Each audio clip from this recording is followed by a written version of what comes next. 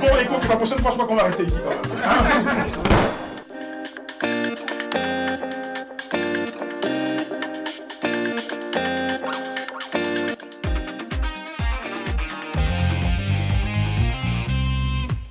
Oh yeah! Oh yeah, oh yeah, ça c'est oh yeah, tout en musique. On est très très content de vous accueillir ce soir à nouveau dans le Grand Talk. Grand Talk, grand moment, moment très pertinent. Et puis on est très très heureux de vous savoir fidèles et nombreux comme tous les soirs. 18h30, 20h30. On sait, il y en a qui sont en train de conduire, qui nous regardent. S'il vous plaît, faites attention, garez-vous, regardez-nous. Chaque fois qu'il y a la pub, vous avancez un tout petit peu, vous arriverez à la maison à l'heure. Bonsoir à tous les chroniqueurs sur le plateau. Bonsoir, monsieur Kevin Aubin. Bonsoir, comment allez-vous? Bonsoir, Brice. Quelqu'un m'a parlé de votre coiffure, on m'a dit génial la coiffure. Ah, merci, comment vous entretenez c'est cette coiffure, dites-moi? Pardon. Comment vous l'entretenez? Bah écoute, on fait avec beaucoup de talent. Oui. Voilà. Non, il n'y a que le talent. Non, mais la question c'est comment vous dormez? Comment je dors? Je mets en fait ce qu'on appelle un chapeau et puis Est-ce que c'est... Ah, bon, je vais me permettre de toucher. Est-ce que c'est dur? Est-ce que c'est dur? De quoi? Les cheveux. Les cheveux. Est-ce que c'est dur? Est-ce que c'est dur? Non, c'est pas dur. Ah, c'est pas dur, je constate que c'est pas dur. En fait, j'ai un côté peul pour la petite histoire. Voilà. Donc, j'ai pas des cheveux crépus, quoi. Je dis pas qu'avoir les cheveux crépus, c'est pas bien, mais j'ai un côté peul. Voilà, Kevin, merci. Toi, tu es peul, tu es sénoufo, tu es Atié. Et puis français. Voilà, Daouda. Parfois, quand tu as les cheveux comme ça et que tu dors, tu sais, d'un côté ça fait ça, de l'autre ça fait ça. Est-ce que toi ça fait ça? Non? Ça fait pas. Je dis ça fait pas. Manuela Pokossi, bonsoir, comment allez-vous? Bonsoir, salut la team, super bien, ravi de Bien vous le zouk, retrouver. hein. Franchement, on a su, c'était bien le zouk. C'était cool, hein. Ouais, j'adore le zouk. Alain Toussaint. Merci, bonsoir. L'instrument, ça s'appelle comment Je croyais faire de la batterie, enfin je sais pas. C'est C'est là que je fais un peu la majorette. Tout est dans la tête. La batterie virtuelle. C'est ça. Daouda, Sa Majesty, comment ça va? Ça va toujours bien. Ouais, toujours Voilà. bien. C'est quand ça va bien chez toi, là, les jaloux, les haineux, là, ils ont mal. Donc il faut que ça aille toujours dans ta Ça vie. va toujours. Hein. Ouais, les Tu as jaloux, commencé là. à télé quand tu as jaloux déjà. Ton oreille a commencé. On peut faire ça. Monsieur Élisée Bologbeu. Super cool, hein? Alors, hier, on a su que vous aviez. Enfin, on s'est posé la question c'était qui était le parent de qui? Parce que c'était papa, ou il aussi disait papa. Bon, enfin, vous étiez papa. Je pense que quand même les téléspectateurs ont suffisamment de jugeotes pour savoir quand lui et moi qui est papa et qui n'est pas papa. Mais on ne sait pas. Non. Vous êtes bien conservé, monsieur. Non, pas du tout. Vous êtes très bien conservé. Mais, Donc, oh non, pas du tout, c'est lui le papa. Moi, je suis le fils. 70 ans après Highlander. Mais est-ce que Kevin sait que, peut-être qu'il est un peu jeune, mais pour nous les anciens, cette coiffure-là, elle avait un nom en fait.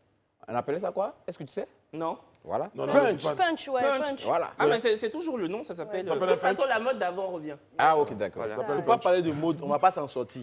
Ah ouais, pourquoi? Avançons. Mesdames et messieurs, je vous prie de recevoir Rayana Assi. La reine La mère. lumineuse Rayana Assi. La reine mère. Rayana, bon, vous n'avez pas l'occasion de voir, mais pour ceux qui ont l'occasion comme moi de voir, c'est une combi. Oui, c'est une combi. Voilà, une combi de pilote. Ouais. Oui, c'est une comic jeans. Voilà. Non, Venez. non, mais Venez ça montrer peut que c'est une combi. Venez, Ça peut venez. être aussi une combine de mécaniciens. Hein. Ouais. Élisée, vous allez sortir. Il y a un petit canapé quelque part là. Vous allez vous asseoir là-bas 2 minutes. Je montre ça où? Venez devant. Tu peux venir là. Mesdames et messieurs, petite musique pour accompagner. J'essaie- Rayana, vous pouvez passer là. Ça passe. Quelqu'un passait là hier. Quelqu'un passait là hier. Voilà, c'est de la combi. Donc c'est... Voilà. Ouais. Ah non, c'est très Ouais. moderne. Voilà. Franchement, pour. Voilà, pour la combi. Oh, totalement. Pour la combi. On est pour Tu as mis contre. Tu as mis contre. Daouda, c'est cool. Bon, j'ai pour qui peut tout et contre en même temps. Pour la Voilà, combinaison, tout la- il peut tout et contre en même temps. Le truc du mannequin, voilà, c'est ça. Il perd pour. Voilà, Abou vous installez, il est très gentil Abou. Et c'est cette ambiance-là. Bon, alors, j'ai pas eu l'occasion hier de le dire, aujourd'hui on peut quand même en parler. Comment vous avez passé vos vacances? Bon, pour certains, ils étaient à la télé, pour tous les trois. Élisée Bolougbo, vous étiez où en vacances? Ben, en grande partie à Abidjan et en petite partie, si je peux le dire, à l'intérieur du pays. Où à l'intérieur du pays? J'ai fait Boisflé, Oui, j'ai fait Yamsoukro, oui. et puis j'ai fait mon quartier Paillé.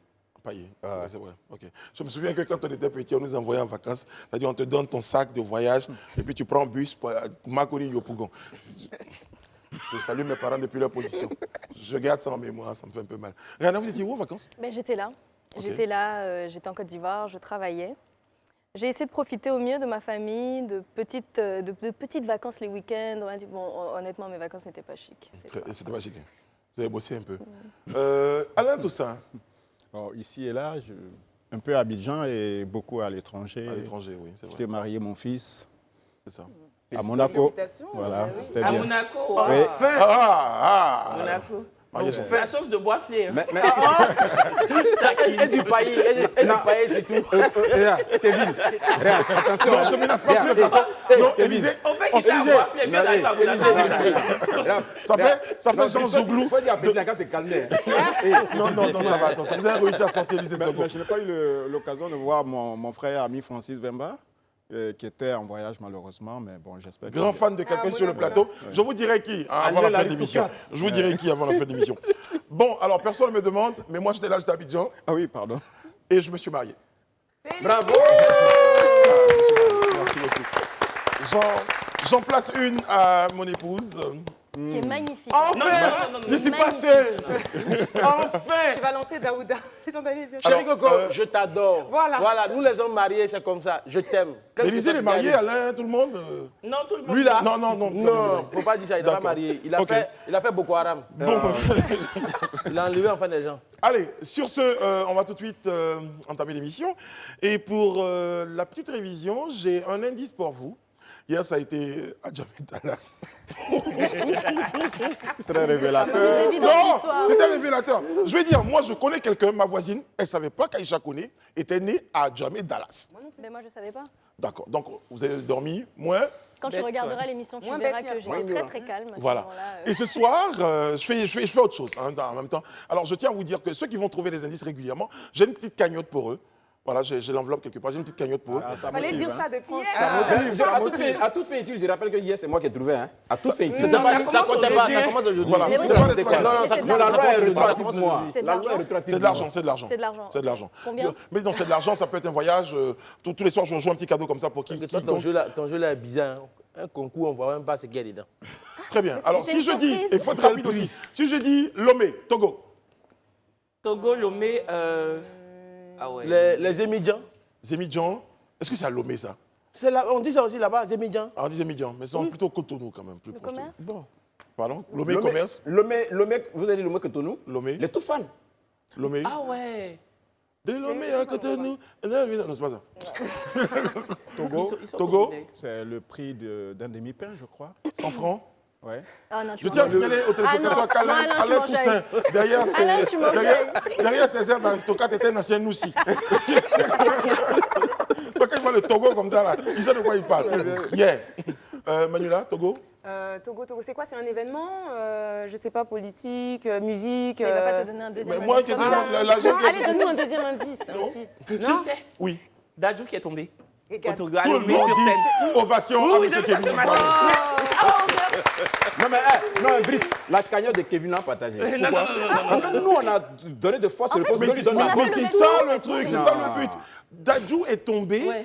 Dadju est tombé. De façon rocambolesque. Rocambolesque, c'est le cas de le dire. Il est tombé lors d'un concert au Togo. C'est ça. C'était pendant une prestation. Et je ne sais pas si on a l'occasion de voir l'image, mais c'est où l'inspiration, et ça va monter, Dadju, et ça va planer.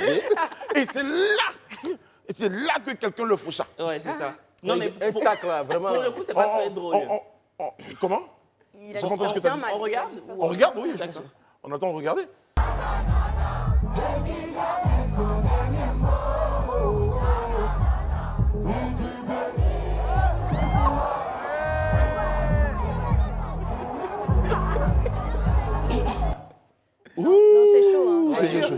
parti en plein vol, en fait. Non, mais franchement, c'est chaud. Et je pense que ça a même failli être dangereux quand on regarde la vidéo. Parce qu'on voit l'intensité avec laquelle l'autre est venu le ramasser en ciseaux. L'autre, il s'est pris au ski, non? Ouais, c'est Il ça. est venu, là, championnat du monde. Je pense qu'il a glissé, en fait. Et on voit quand même dans la vidéo, je pense que ça doit être des membres de la sécurité qui couraient, qui essayaient de l'attraper. Donc ça veut dire que le fan était vraiment dans une euphorie. Non, mais en même temps, moi je pense que le gars aussi avait peur. Parce que poursuivre quelqu'un comme ça, arriver à un moment. Non, il faut reconnaître qu'il y a des fans qui sont têtus quand même. Parce que il y a un cordon de sécurité. Après, on a le temps de parler de la sécurité, hein, mais il y a un cordon de sécurité qui empêche qu'on monte sur la scène. On invite des fans à monter sur la scène. Donc un fan déchaîné décide, lui, de monter sur la scène, de contourner un peu comme pendant les matchs, de contourner un peu la sécurité, de se faufiler et de foncer vers l'artiste. Pour faire quoi? Moi, j'ai vu des fans qui ont giflé des artistes. Oui. Ouais, parce que c'est dangereux un peu. Oui. En plus, là, c'est pas drôle, comme je disais, parce que voilà, c'est une chute inopinée provoquée par Megard, par un fan totalement en transe, qui est totalement fan. Mais je sais pas si vous connaissez la chanteuse Shine, qui est une chanteuse française. Elle, pour le coup, c'est drôle parce qu'en fait, sa chute est aussi drôle que cocasse. Parce qu'en 2015, elle se produisait dans la mythique salle de Paris-Bercy en France. Ouais. Et on peut le voir à l'image. C'est elle-même qui a causé sa chute. Elle était totalement en transe. Voilà, et puis elle a décidé de sauter comme ça. Voilà.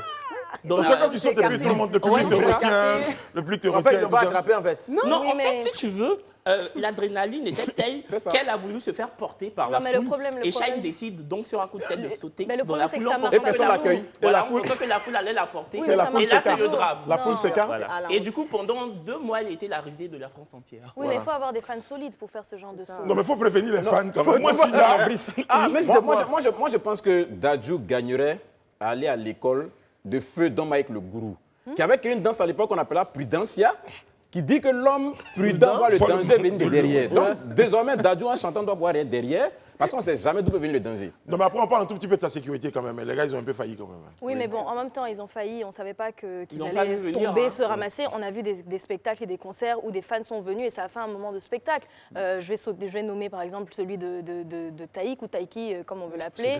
Il y a plein d'autres artistes comme ça où les fans sont venus sur la scène et ça a été de vrais buzz, de vrais moments de spectacle. Donc peut-être qu'ils n'essayaient pas forcément de l'attraper et puis c'est quand ils ont vu que c'est chaud qu'ils ont essayé de... Non, mais je parle de la sécurité parce qu'en même temps, vous avez évoqué Fally Poupa.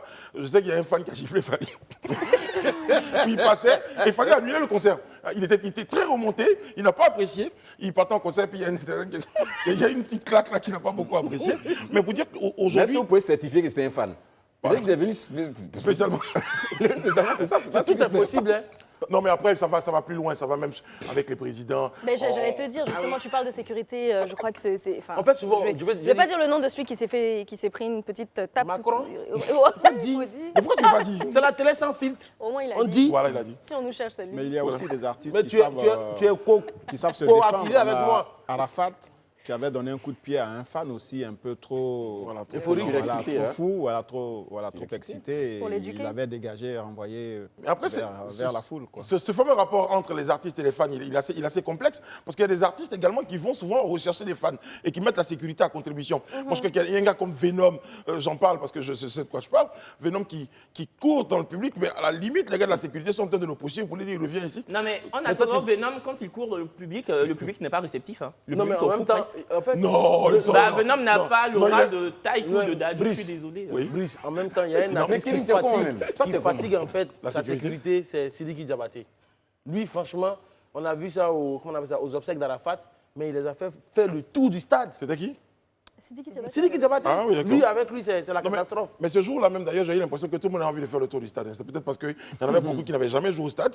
Donc, c'est l'occasion. Et qu'il y en a beaucoup. Tout le monde faisait le tour du stade avec la sécurité derrière. Boba Missara, par exemple. Voilà. Tu la salues en même temps. Kevin, on va passer à un autre sujet. Je pense que c'est mieux qu'on passe à un autre sujet. Toi, tu cherches la bagarre avec les gens.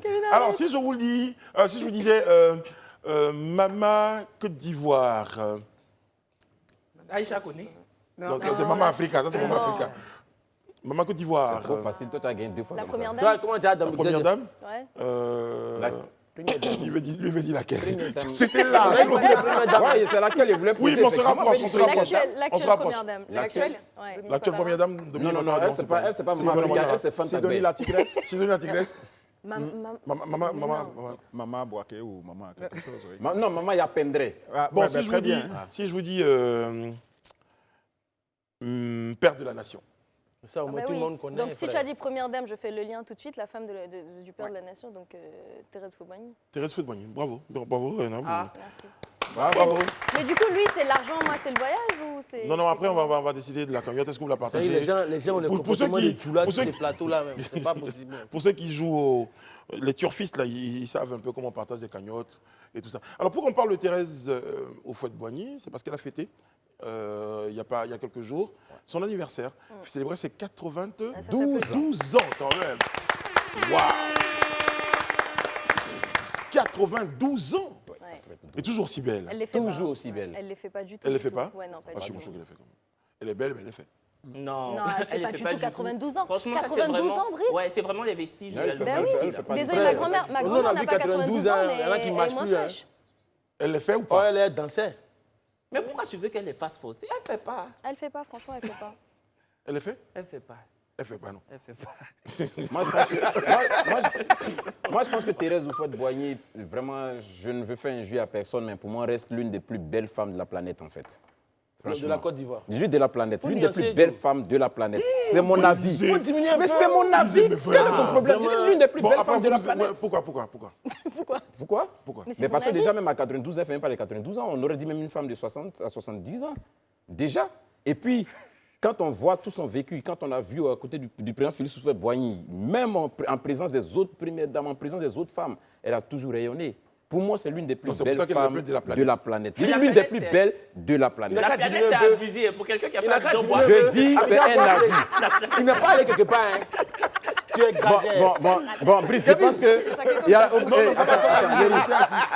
Non, Yeri, ce jeune homme-là, ça a sorti du Non, plateau. Hein. mais là, c'est qu'elle est revenue à Abidjan pour célébrer son anniversaire. Je crois que ça, c'est important à souligner. Et donc, joyeux anniversaire à Madame Marie-Thérèse Houphouët-Boigny. Et surtout, continuez. Abidjan, continuez d'être toujours aussi belle, d'être la plus belle femme de l'univers, selon notre poète, d'être en moderne Élysée pour Il dit l'une des, pas la plus, il dit l'une des. Voilà, il ne faudrait pas commencer à modifier Tu te mes débines. propos. Il dit l'une des. l'une des plus belles femmes. Non, mais elles c'est vrai sont qu'elle est combien, très c'est belle. ça Bon, on va pas rester longtemps sur sa beauté, mais il faut dire que c'est une femme de conviction. Manuela, Ouais, moi, ce que j'en retiens quand je regarde l'histoire, c'est sa dévotion particulière à la jeunesse et à son mari. Sincèrement, moi, c'est une des exemplaires. Sincèrement. Donc, une très belle femme, comme il le disait, et pas qu'à l'extérieur, à l'intérieur également. Vous avez vu comment vous avez mis le silence sur C'est le vrai. le Non, silence j'admire, en sur- fait, je l'admire tellement que je. Alain Toussaint. Bon, juste dire d'un mot que le président Kennedy était tombé sous son charme aussi lors d'une visite du président Houphouët à Washington. Et il avait publiquement, il avait publiquement exprimé cela. Non, mais c'est dans les livres d'histoire et dans les récits des En fait, journalistes. c'est son charme fraternel, en fait. Je lui dis, Non, il ça avait- dit, il avait admiré d'abord Il voulait son... taper d'eau. Non, il avait vraiment été ébloui par son charisme, par C'est sa ça, c'est prestance, par son élégance, parce qu'elle était Ouais. vraiment tirée à quatre épingles, comme Elle on était très dit. belle, en fait. Et puis, elle était, comme on dit, toute jeune première dame d'un pays nouvellement indépendant, et forcément, le président Kennedy, qui, on le sait, aimait les bonnes choses, en tout cas, avait beaucoup apprécié qu'elle soit venue en visite à la Maison-Blanche. Je nuance pour dire qu'il a apprécié sans convoitise. Non, mais oui, ça se comprend parce que, franchement, face à elle, Cathy Kennedy ne pouvait qu'aller se rhabiller, quoi. Donc, Et Marilyn Monroe, alors? Comment? Elle devait Qu'est-ce qu'il a dit? disparaître, d'ailleurs. Daouda, qu'est-ce qu'il a dit? je veux même pas savoir. Très bien. Marilyn Monroe était aussi très belle. Hein. L'une des plus belles femmes, bon, pas du monde, mais au Mais moins elle de la chantait. Maison-Blanche. Elle chantait. Alors, juste dernière question. Quelqu'un a-t-il rencontré physiquement déjà Marie-Thérèse Houphouët-Boigny? Moi, jamais. Pas encore, en tout cas. Moi, quelquefois. Quelquefois. Voilà. Très bien. Moi, je l'ai vu à l'époque, quand on était petit, qu'il faut passer dans la voiture avec elle, on applaudissait Oufoué, Oufoué, Oufoué. Là, elle était dans la voiture. Ça, on était encore tout petit, en fait. À Boisflé. Non, pas à Boisflé. Arrêtez avec ça. Non, mais attends. Sinon, franchement, on va pas Non, mais, non, Bon, mais disons pas qu'il celui-là. l'a, enfin, disons que Élysée l'a aperçu. Il a aperçu, Oui, ouais. ouais, je l'ai appris, bien. c'est De ça. très loin.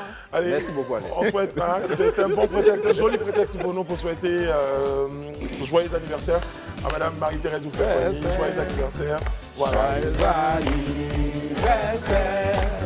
Joyeux anniversaire, maman. Joyeux anniversaire.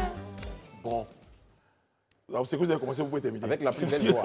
Ah, il est fort. Hein. Vous avez terminé, vous avez terminé. Bon, allez, tout de suite, on évoque la chronique société en compagnie de Rayana Assi. Rayana Assi, vous nous parlez ce soir d'éducation. L'entrée scolaire 2022-2023. Quelle atmosphère? Vous en parlez avec nous. Bah écoute Brice, Live TV a fait sa grande rentrée en grande pompe, on l'a tous senti, mais c'est pas que Live TV qui a fait sa rentrée puisque le 12 septembre dernier a marqué la rentrée scolaire 2022-2023 sur toute l'étendue du territoire national. Donc quelle atmosphère, comment se sont sentis les parents, comment vivent les élèves même cette rentrée-là, on va tout savoir ce soir. Mais avant j'aimerais faire un petit sondage, donc demander est-ce que quelqu'un déjà a un enfant ou des enfants, d'accord? Vous les avez mis à l'école j'espère? Oui. D'accord. On a le stress des parents d'élèves. On est assis ici, mais on a le stress sur le dos, en fait. Alors, Élisée, sans t'enlever ma considération, j'aimerais quand même demander à Daouda comment est-ce qu'il a vécu cette rentrée scolaire, dans quel état d'esprit? Bon, pour moi, en fait, ses premières impressions. Pour moi, c'était assez facile parce que la rentrée scolaire, je gère ça, en fait, comme le 31 décembre. Voilà. Je t'explique. Ouais. Parce que je prépare la rentrée scolaire quand j'ai fini la rentrée. Je commence à mettre de l'argent en caisse pour ça, pour ne pas avoir du stress. Tu es un parent prévoyant. Voilà. Ouais. Parce que c'est quelque chose qui est très cher, c'est compliqué. Je t'ai signé Daouda qui l'a dit, ce qu'on appelle la presse scolaire. C'est pour ceux qui... Non, mais c'est très important de s'organiser. Et Élisée, tes premières impressions sur cette rentrée scolaire? Je ne dirais pas qu'elles ont été hyper faciles, mais je pense que depuis quand même quelques années, on s'est tous habitués à préparer la rentrée, non pas dans le feu de l'action, bien avant. Donc, on essaie plus ou moins d'anticiper dessus. Mais ça aussi, il faut nuancer. Parce que quand tu as un enfant, quand tu as deux, ce n'est pas la même chose que quand tu en as 5 ou 6, en fait. Surtout qu'en plus, maintenant, il y a des allocations qui ont été augmentées. Je pense que tout ça, ça donne des idées. Ouais. De 5 000 francs. En tout cas, quand on regarde l'atmosphère générale, on peut dire que cette rentrée scolaire s'est faite dans les règles de l'art, dans ce qu'on a l'habitude de voir. Il n'y a pas eu forcément de notes négatives en tant que telles. Le top départ a été donné le 12 septembre dernier, donc par le Premier ministre, son Excellence, M. Patrick Hachi. Donc, c'était au lycée Djedji Amondi Pierre d'Adjamé, qui était d'ailleurs auparavant le lycée moderne d'Adjamé, où il avait lui-même effectué sa classe de 3e, il y a environ 55 ans. Et donc cette cérémonie a été l'occasion pour le Premier ministre de partager donc, des mots d'encouragement aux élèves, aux parents, etc. Et aussi de distribuer les kits scolaires. Donc on parle quand même de plus de 5 300 000 kits scolaires distribués pour une valeur de plus de 10 milliards, en tout cas de francs CFA. Donc ça s'applaudit un peu quand même, ils ont fait un peu d'effort. Je vous promets que le regard, tout le regard. Donc alors, puisqu'on parle d'atmosphère, c'est bien de parler de l'état d'esprit des élèves eux-mêmes. On a vu sur, en tout cas, plusieurs articles de presse que ces élèves étaient sous pression. C'est un peu le cas, effectivement, quand on sait donc le nouveau challenge qui leur est tombé dessus, celui, en tout cas, d'obtenir plus de, en tout cas, 8,5 de moyenne ou plus de 8,5 de moyenne. Sinon, ils sont exclus carrément. Et on aura l'occasion d'en parler ce soir. On aura l'occasion d'en parler parce que c'est une règle, en tout cas, qui existait depuis les années 70 et qui revient pour lutter contre la médiocrité, d'après ce que nous dit la ministre Marietou Koné. Je vois la tête de Kevin Aubin qui me déstabilise un peu. Alors, en tout cas, les avis sont partagés. Les élèves, eux, sont un peu stressés, mais on leur souhaite quand même bon courage. Pour les parents, c'est naturellement un moment un peu stressant, toujours, ce petit changement, cette rentrée scolaire avec tout ce que ça implique. Mais je pense que certains, quand même, ont pu trouver du soulagement grâce à certaines mesures qui ont été prises par le gouvernement en termes d'accompagnement. On notera, entre autres, le rehaussement des salaires des fonctionnaires qui avait été annoncé donc, par le président, la suppression des frais COGES, donc depuis déjà l'année dernière, et puis la distribution de kits scolaires qui vient un tout petit peu épauler certains frais. En tout cas... Pardon, Rayana, c'est pour le public. Oui. Parce que mes enfants, ils sont privés. Oui, c'est toute une autre histoire. C'est toute une autre histoire, bien sûr. Là, je parle en tout cas du public. Très bien. Je suis d'accord avec toi. Non, mais je veux dire, la décharge du gouvernement, partout dans le monde, c'est comme ça. Il n'y a que les gens du public qui sont aidés. Quoi. Voilà. Ouais. Si tu es au privé, c'est parce que tu as...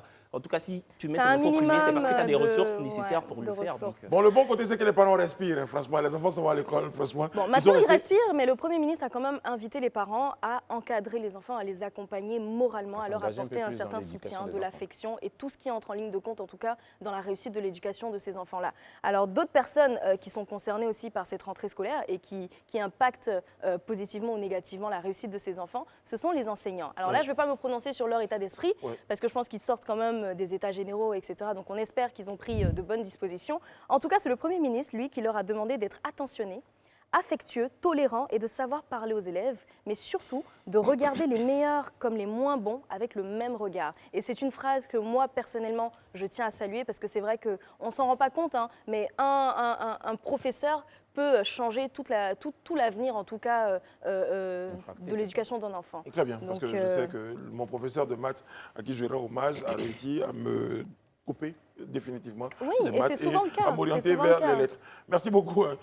Bon, alors, merci Anna. En tout cas, une fois que tout ça s'est réuni, une fois qu'on a tout l'état d'esprit, on peut quand même se poser la question de savoir, on veut regarder en tout cas à l'excellence de l'éducation nationale, mais est-ce que toutes les conditions sont vraiment réunies quand on sait qu'on demande aux élèves d'avoir plus de 8,5 de moyenne, mais je pense qu'ils ne font pas exprès d'avoir en dessous de ça. Donc, ils vivent dans des environnements qui ne sont pour certains pas favorables. On sait qu'ils sont dans des classes où ils sont plus d'une centaine pour certains, et les conditions ne sont pas en tout cas les mêmes qu'on vit au privé. Donc est-ce que vraiment toutes les conditions sont réunies pour leur réussite? On l'espère en tout cas.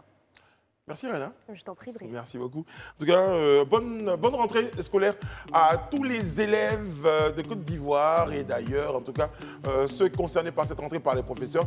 Nous, on marque une courte pause. Dans un très court instant, on se retrouve pour notre grande actu qui concerne l'opération Épervier. Merci d'être toujours sur notre plateau. Merci de regarder la grande. Nous sommes de retour sur le plateau du Grand Talk. Merci. Merci d'être avec nous. Merci à tous nos téléspectateurs qui nous rejoignent. Vous nous écrivez sur nos pages des réseaux sociaux. On vous dira bonsoir tout à l'heure. Un petit coucou, on fera tout à l'heure à certains de nos téléspectateurs, à certains de nos internautes qui nous font l'amitié et l'honneur de nous écrire sur nos pages des réseaux sociaux. Avec nous sur le plateau du Grand Talk, il y a Kevin Aubin, Manuela Pocosi, il y a Monsieur Alain Toussaint, il y a Ryan Assi, Sa Majesté sans ou avec couronne, ça dépend des uns et des autres. Daouda, moi je pense que c'est avec. Et puis, nous a rejoint pour notre grande actu, Madame Kwasi Aou Viviane. Bonsoir, Madame. Vous êtes commerçante.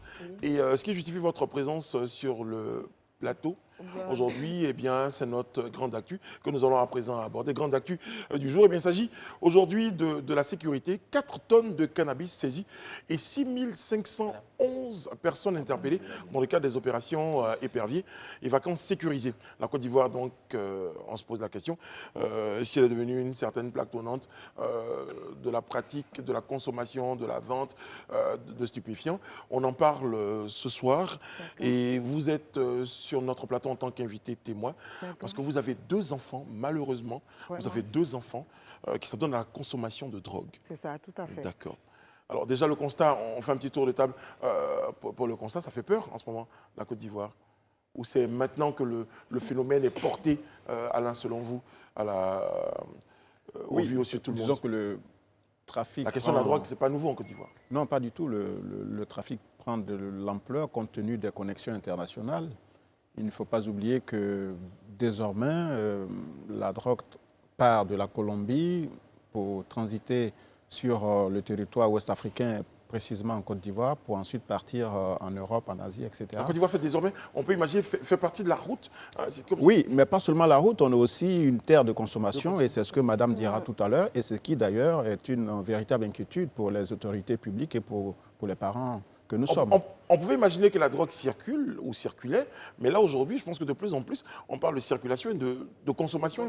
Oui, Manuela. C'est ça, voilà, moi j'allais dire non, c'était un peu, j'étais sur la même longueur d'onde qu'Alain, c'est la position stratégique de la Côte d'Ivoire déjà forcément, et ensuite voilà, c'est au niveau, avant c'était un point de passage, mais là il y a eu une ampleur au niveau de la consommation et surtout qui s'est accrue chez les jeunes aussi particulièrement. Dauda ? En fait, ce que moi je voudrais dire, c'est que selon le dernier rapport mondial de l'Office des Nations Unies de lutte contre la drogue, en fait, pour la période, c'est 57 tonnes de drogue qu'ils ont pu prendre, en fait. Et ça passe du Sénégal, du Cap-Vert, du Bénin, de la Côte d'Ivoire. En gros, les trafiquants, en fait, aiment les pays côtiers, en fait, où il y a beaucoup d'eau. Et cette situation, en fait, pour ces pays-là, a commencé à venir, en fait, à cause de certaines crises. Pour la Côte d'Ivoire, c'est la crise qu'on a connue ici. Et il y a le fait que les djihadistes ont besoin de financer leur guerre et autres. Tout ça contribue, en fait, à cela, en fait. Et je pense que c'est pour cette raison. Et je voudrais dire, les 57 tonnes, c'est pratiquement 3,5 tonnes qui ont été prises en Côte d'Ivoire ici. La plus grosse part a été prise au Cap-Vert pour 16,7 tonnes. Très bien. Moi, je voulais juste revenir sur l'opération en elle-même. Je veux dire en fait que c'est une opération totalement salutaire parce que même si le patron de la lutte anti-drogue du port a été écroué, en fait, ça exprime la volonté lancinante du gouvernement de totalement démanteler les cartels. Donc, moi, je parle des cartels, c'est... Bah oui, enfin... Et je pense que c'est quelque chose que tout le monde a pu suivre parce que c'est vrai qu'on parlait souvent de ces trafics de drogue, on mettait parfois le doigt sur des petits circuits, etc. Mais l'affaire n'allait pas vraiment loin, on n'entendait jamais de dénouement, on ne savait jamais si des personnes étaient réellement arrêtées et tout. Et on a vu que là, maintenant, les décisions étaient vraiment fermes, il y a de grandes institutions qui s'y sont mêlées. Donc je pense que le problème est pris à bras le corps et il fallait ça parce que c'est un problème qui peut être d'une envergure beaucoup plus grande si ce n'est pas stoppé dès maintenant.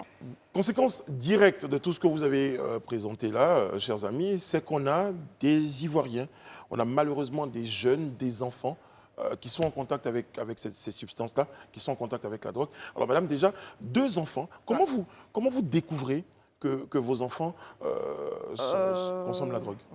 D'abord, je voulais dire merci à mon Seigneur, puis remercier aussi Live TV pour m'avoir invité, ma modeste personne que je suis. C'était pas facile, c'était en classe de 5e, voilà. L'enfant il vient plus à l'heure à la maison, il prend plus le car et maintenant il est agressif, il agresse la maison, il est vraiment affairé, il est vraiment quelque chose, vraiment on ne sait pas. Et puis son frère qui est avec lui dans le même établissement, il a commencé aussi à agir comme ça, ils sont agités, ils viennent à la maison, ils se plaignent, c'est pas ce que je veux manger, c'est ce que je voulais, la cantine ne donne pas ce qu'il faut et tout ça. Puis maintenant, j'ai eu la puce à l'oreille, j'ai commencé à fouiller les affaires à la maison, je commençais à voir que d'abord pour se laver c'est difficile, pour aller à l'école, le maître de maison arrive, c'est bizarre et tout ça. Donc petit à petit, j'ai commencé, et puis l'école une fois m'a convoqué. On les a vus prendre chambre indien, là, parce que je commence à connaître les substances, là, malheureusement. Parce que l'école avait mis des caméras dans le couloir des toilettes et tout ça. Déjà, l'école m'a interpellée. Et donc, je me suis dit qu'il fallait d'abord les séparer.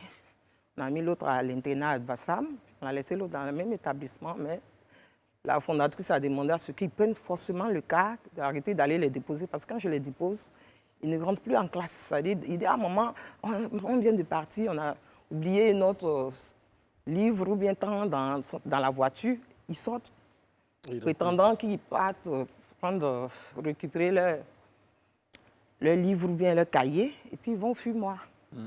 Alors, madame, on ira dans le fond des choses tout à l'heure. Pourquoi est-ce que vous décidez de témoigner à visage découvert? J'en souffre. C'est beaucoup de familles qui en souffrent.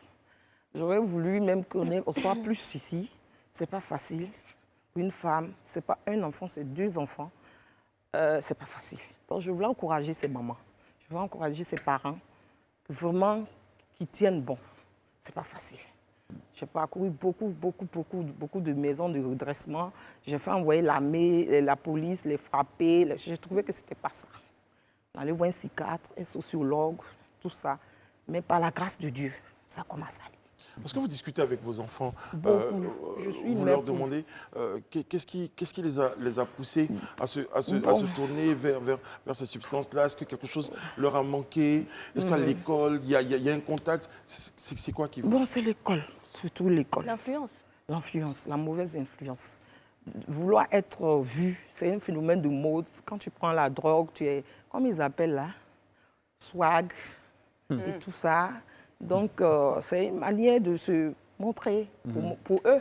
Oui. Et puis, pour la maison, en fait, je suis une maman gaga. C'est-à-dire, j'aime beaucoup mes enfants. Et donc, je suis à leur écoute et j'observe beaucoup. J'observe beaucoup. Donc, c'est là, ils sont malheureusement tombés dans mon piège. Mais en fait, madame, la question que moi, j'aimerais poser, en fait, c'est de savoir concrètement, est-ce que, comme vous avez dit, vous êtes une maman poule, est-ce que souvent, ce n'est pas parce que vous êtes tellement maman poule que vous l'avez donné trop de liberté qui ont fait qu'ils ont eu trop d'argent en main pour pouvoir acheter. Non, pas l'argent. Moi, je suis de la vieille école. Voilà, heureusement. Hein, je suis une maman qui tape quand je bain, j'ai une tenue, quand je porte ça, ils savent que c'est chaud à la maison. Voilà, c'est le papa qui est plus souple, père à son âme. Mais moi, je suis quand même, en même temps, sur les 2 bords. Hein, je les préfère comme amis. Hein? Maman poule, mais amie. Très bien. Madila, vous avez une Madame Kouassi, j'allais vous demander, alors une fois que le constat est fait, vous savez ce qu'ils font, vous avez parlé de psychologues. Moi, j'aimerais savoir d'un point de vue médical, parce qu'on sait, on connaît nos carences ici pour ce qui concerne l'accompagnement. Déjà, la sensibilisation à la drogue, la conscience de ces maladies, de ce que sont ces drogues-là. Parce que ces jeunes-là qui consomment ça le font aussi, il y en a qui le font aussi pour l'expérience, ils ne savent pas forcément ce qu'ils consomment. Comment s'est passé leur accompagnement? Comment vous avez fait en fait pour qu'ils soient On allait d'abord à la Croix-Bleue. À la Croix-Bleue, d'accord. À la Croix-Bleue, ils ont fait des examens sur leur urine. Et malheureusement, c'était ça. Ils prenaient la drogue. Donc, il fallait qu'on les accompagne. Et comment ils ont été pris en charge, justement, là-bas? Oui, c'est ce que je vais énumérer. On a vu une sociologue. Il fallait venir chaque semaine pour qu'elle les écoute. Qu'est-ce qu'il a amené? Et tout ce qui revenait, c'était les amis. Un phénomène de mode. Donc, on s'est dit, bon, maintenant, il fallait les accompagner des comprimés.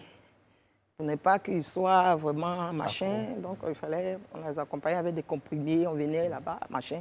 Et qu'est-ce que j'ai fait? J'ai d'abord séparé les chambres, parce qu'ils dormaient ensemble. J'ai séparé les chambres. Et puis maintenant, c'était moi qui étais au four et au moulin. C'était pas facile. Et surtout qu'il faut préciser en plus que quand on arrête la drogue dans un premier temps, la période de sevrage, ils sont particulièrement violents, agressifs, ce genre de choses. Donc et puis, c'est la mauvaise compagnie. Et puis, il y a trop de fumoir. Alors, allez-y. Donc, même s'ils sortent de l'école, l'ami dit, ah, maman, bon, je vais prendre mon devoir. Tu dis non, tu deviens irrité. C'est pas en fait pour aller voir son ami, c'est pour aller fumer, en fait. Alors, madame, vous parliez tout à l'heure de l'accompagnement, on l'a dit. Je veux savoir la réaction, ou la relation plutôt, avec les services de police.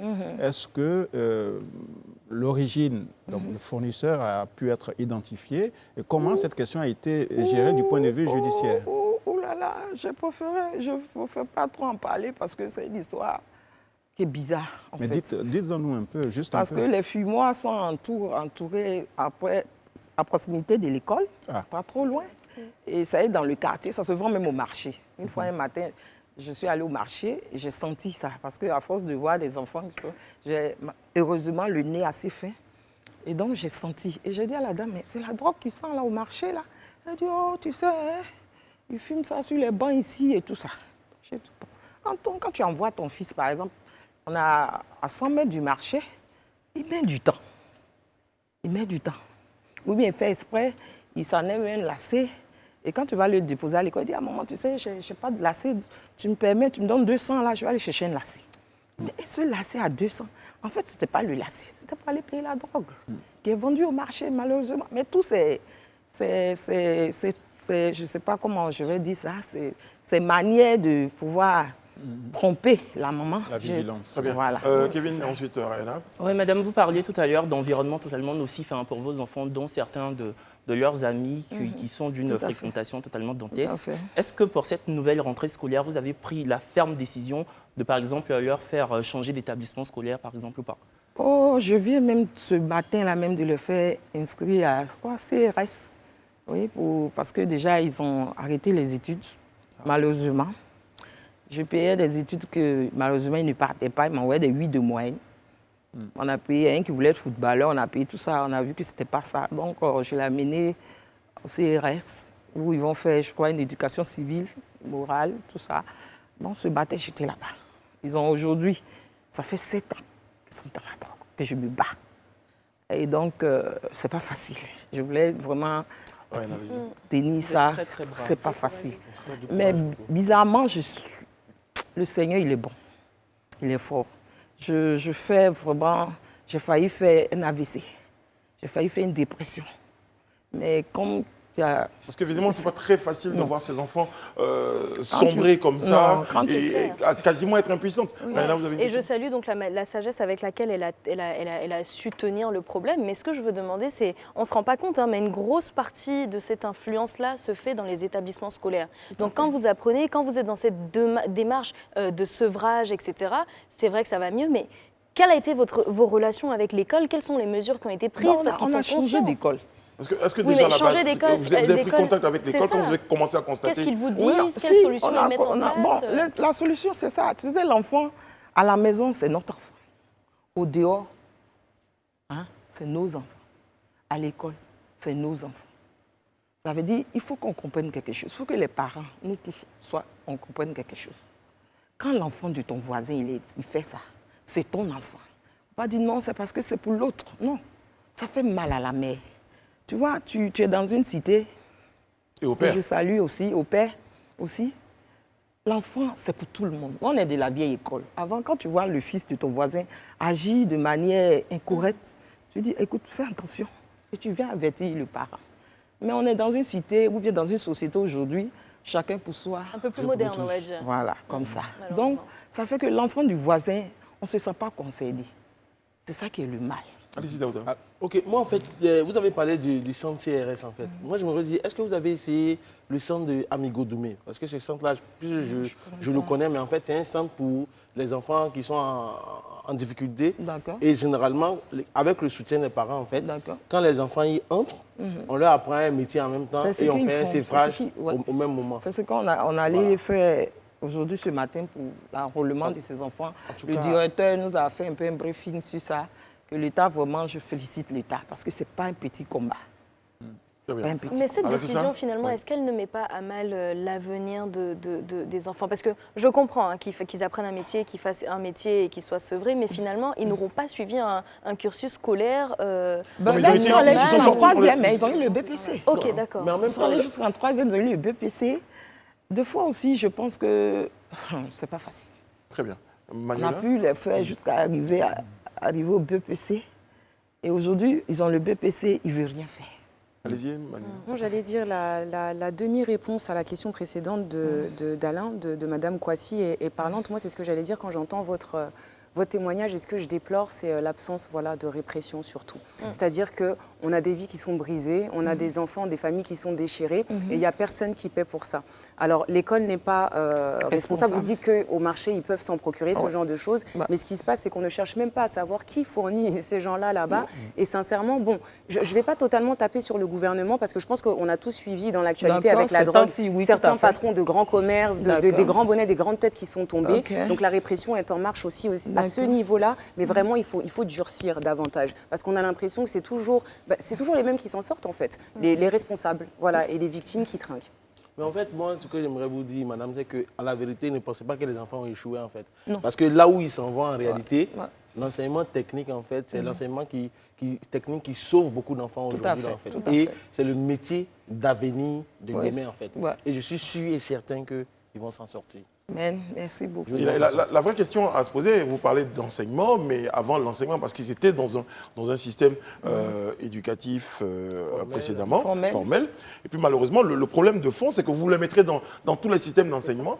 Si le fond du problème n'a pas été traité, parce que c'est la question de la drogue qui les a un tout petit peu poussés vers la sortie. Donc c'est cette question de fond-là qu'il faudra traiter. En fait, l'école dont elle parle justement, c'est une école en fait, qui aide au sévrage aussi. En fait, c'est ça. C'est comme l'école de Bembresso et l'école de Amigo Doumé. Voilà, à Bembresso, on s'en va, on le sèvre, on l'éduque, on lui donne une éducation civique et morale et on le forme à un métier. Tout à fait. On le ramène dans l'environnement dans lequel il était. Justement, c'est là où le problème n'est pas résolu. C'est-à-dire que, et c'est pour ça que je parlais en fait de l'école, de qu'est-ce qui est fait concrètement. L'accompagnement et comment est-ce qu'on résout réellement ce problème? Parce que on sait très bien qu'il y a des personnes qui ont été sevrées, il y a des personnes qui sont parties en désintox, etc., qui sont revenues et qui sont retombées dans la drogue. Mais alors là, 2 fois pire. Il y a des personnes qui sont aussi allées en sevrage, qui sont revenues, qui n'ont pas touché la drogue. On est d'accord. Non, mais soyons pas défaitistes. Moi, j'ai envie de te dire, mais soyons pas défaitistes. Parce que quand on entend ton discours, c'est comme si Kevin, non, pas du tout. Tu ne changes pas mes propos. Il ne faut pas que tu changes mes propos. Non. Il ne faut pas changer mes propos, mais ça existe des cas où tu as des personnes qui sont revenues et qui sont tombées 2 fois pire dans la drogue. Ce qu'on est en train de dire, c'est quoi la vraie solution? Rayana, la vraie question à se poser, pour pouvoir vous mettre d'accord tous les deux, vous estimez que certains sont partis, sont revenus.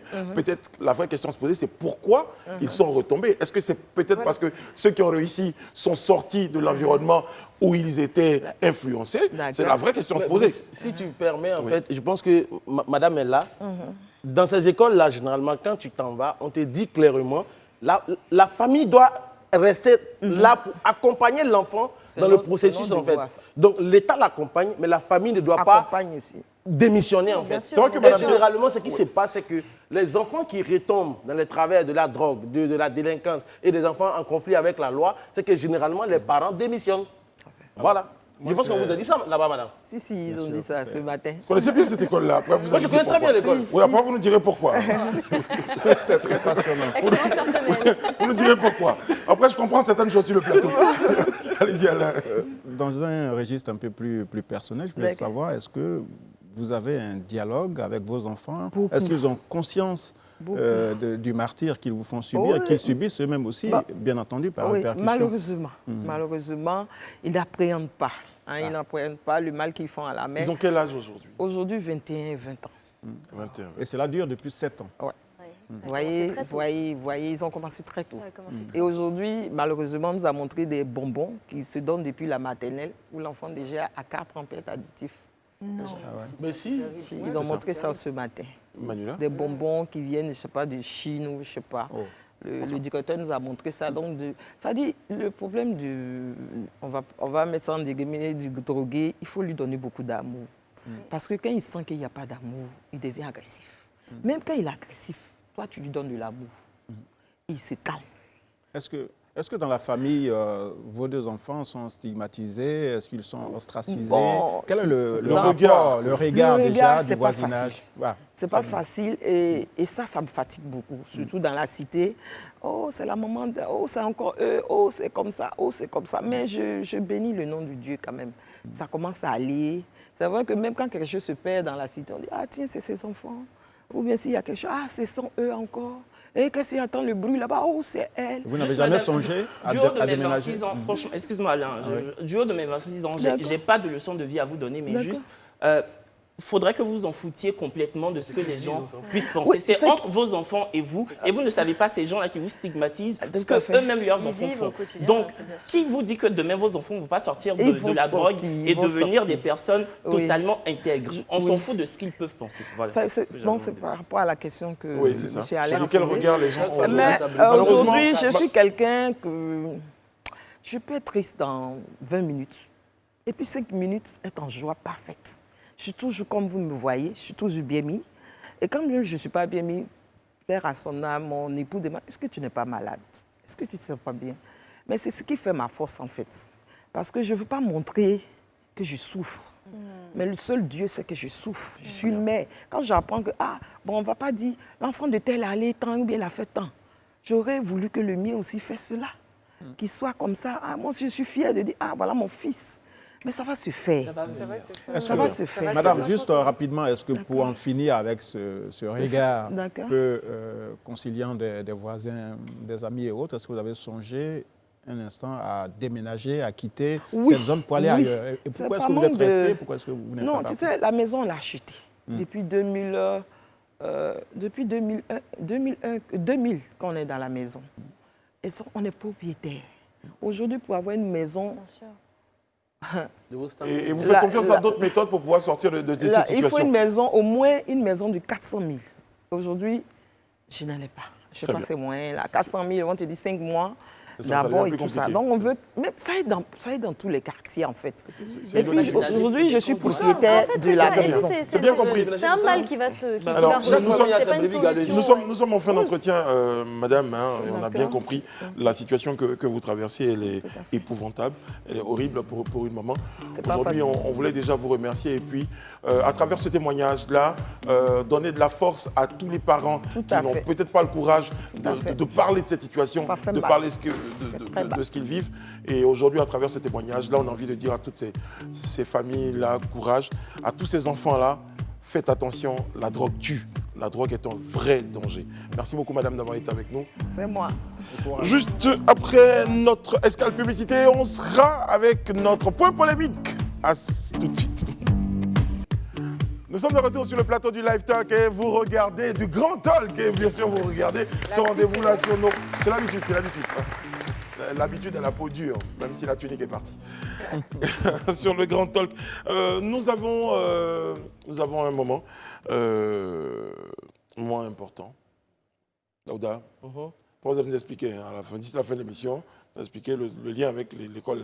C'est très bien. Soit vous êtes le fondateur de l'école, ou bien vous connaissez quelqu'un. Peut-être qu'il y a sur le chargé de communication de l'école. On ne sait pas. On en parle un tout petit peu.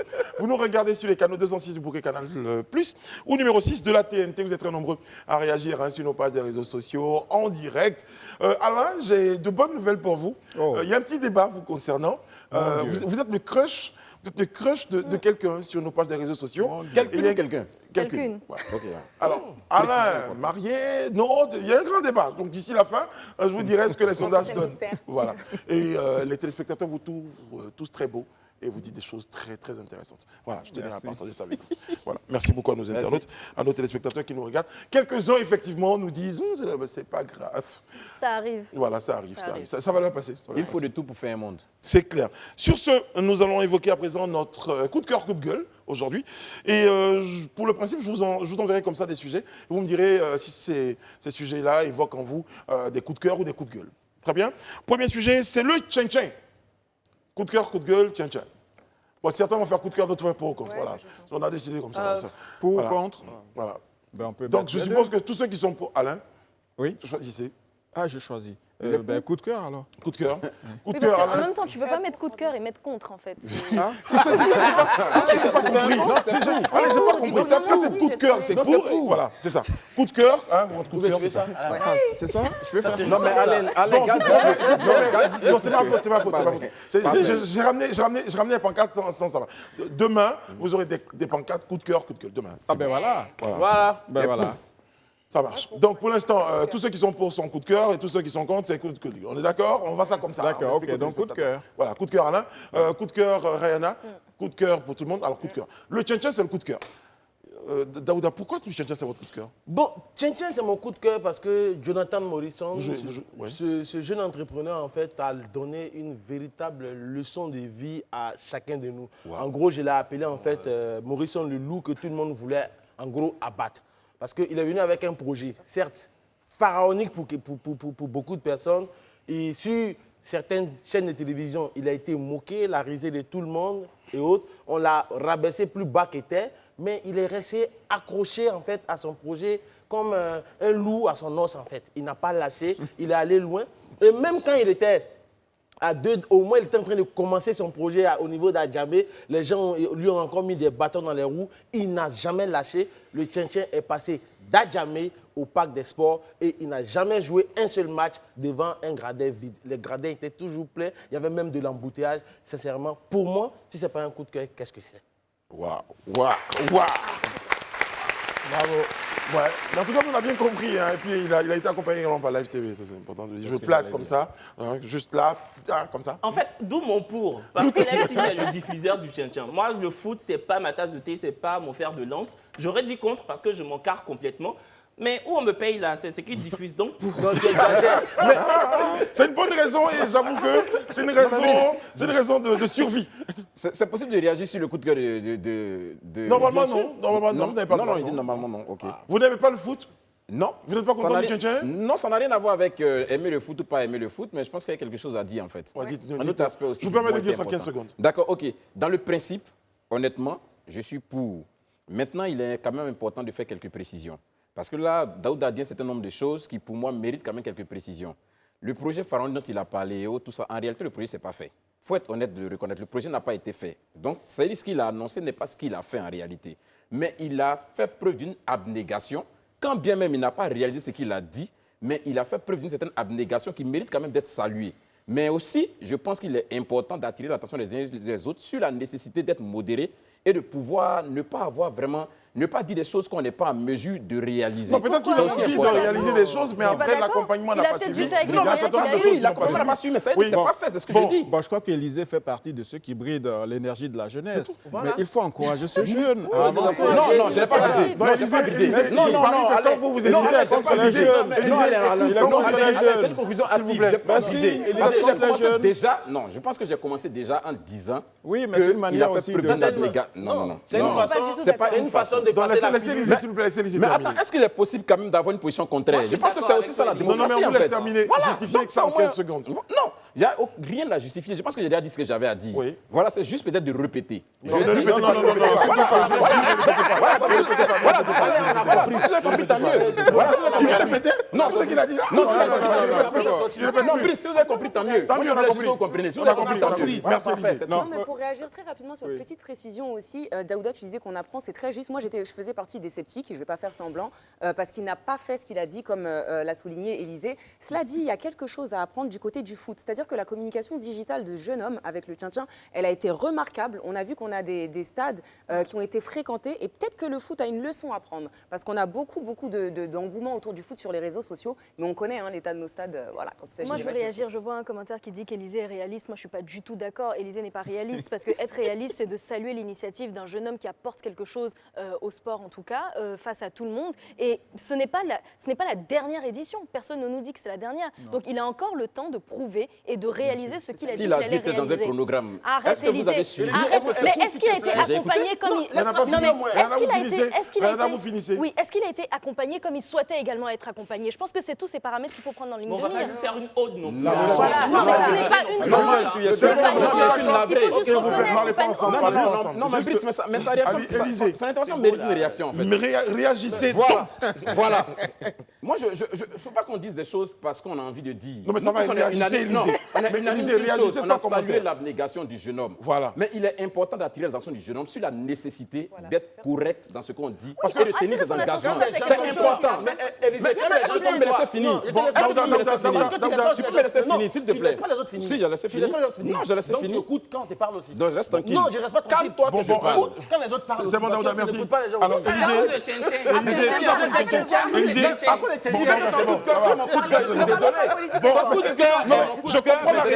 je comprends la réaction de Daouda, parce que c'est son coup de cœur. Tu viens de dire un truc dans son coup de cœur. Mais son coup de cœur, frère. Mais c'est obligé d'aimer ton coup de cœur. Il n'aime pas. Alors, ceci dit... Mais j'aime son coup de cœur, mais j'ai fait des précisions. Je suis contre. Ceci dit, on va juste retenir que le Tien-Tien, c'est vraiment un coup de cœur pour de nombreuses personnes. Et puis, il y en a d'autres pour qui c'est un coup de cœur avec des précisions. Élisée Boulougou. C'est bon, ça vous y est? Très bien résumé. Merci beaucoup. Merci. On est d'accord. Alain n'a rien dit. Non, Alain ne dira rien. Non, Alain ne regarde pas le foot. Mais après, je précise que Live TV, et ça, je rejoins. Vous êtes toujours pour ou contre? Je suis pour. D'accord. Live TV a signé, donc Live TV qui a du flair, a signé donc pour accompagner le Tien-Tien, a participé justement à ce rayonnement-là, parce que en même temps c'est un diffuseur. Si le Tien-Tien s'est passé dans un quartier que personne ne voyait, ça n'allait peut-être pas attirer du monde. Donc on a senti le truc et on a signé pour accompagner le Tien-Tien, et on espère justement que la prochaine édition sera, on n'est même pas espère, on a la conviction que la prochaine édition sera certainement au goût et aux normes de M. Élisée Boulougou. Voilà. Non, par contre, la Ligue 1, on en parle un tout petit peu, la Ligue 1, parce que souvent, les gens, ils ont vite fait de mettre ça en comparaison. La Ligue 1 de quoi? La Ligue 1 de football. Ah, elle existe encore?